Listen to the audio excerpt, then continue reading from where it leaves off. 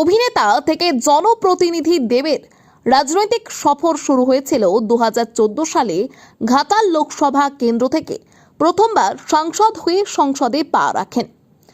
এরপর সময়ের সঙ্গে শুধু রাজনৈতিক পরিচয় নয়, মানুষের প্রতিনিধি হিসেবেও নিজের জায়গা তৈরি করেন।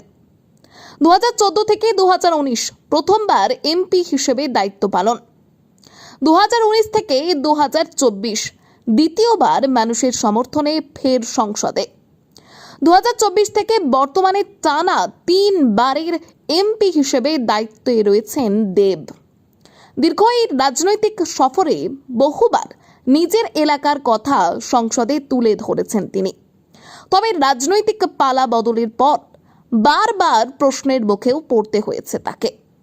তবু সৌজন্যে রাজনীতিতেই বিশ্বাস রেখেছেন দেব। বিরোধী রাজনৈতিক শিবিরের মিঠুন চক্রবর্তী, আবার কখনো রূপা গঙ্গোপাধ্যায়ের সঙ্গে কাজ করে রাজনৈতিক সীমারেখার বাইরে পেশাগত সম্পর্কের বার্তা দিয়েছেন তিনি।